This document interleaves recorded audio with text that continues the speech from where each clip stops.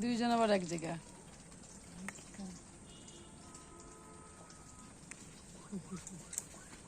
ওর বোন তাই না? থাক, ঘুমাইছিল।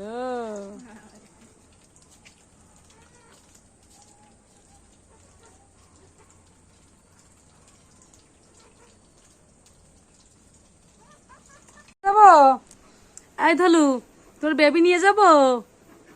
হ্যাঁ আয়।